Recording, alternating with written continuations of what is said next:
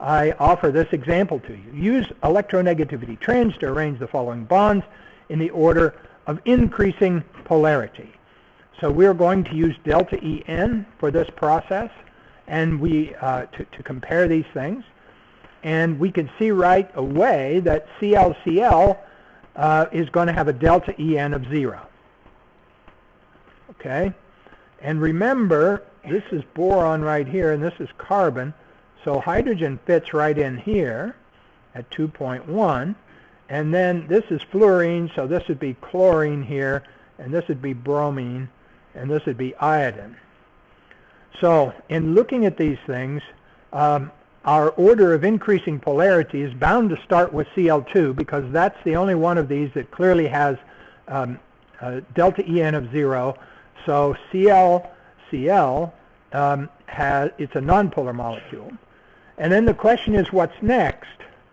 Well, notice that HCl, there's a pretty big difference, horizontal and vertical, between hydrogen, where hydrogen rests in this table, and where chlorine rests. So it's probably going to be among the that are there. If you look at these three elements here, chlorine, bromine, and iodine, we have BrCl over here, and those two are pretty close together, so that'll be a small delta En. And then there's ICl, and so for ICl, we're down here. Will that have a larger or smaller delta En? Larger, right? If you measure from chlorine to bromine, iodine will be less than bromine, so the difference, delta En, will be larger for ICl than for BrCl.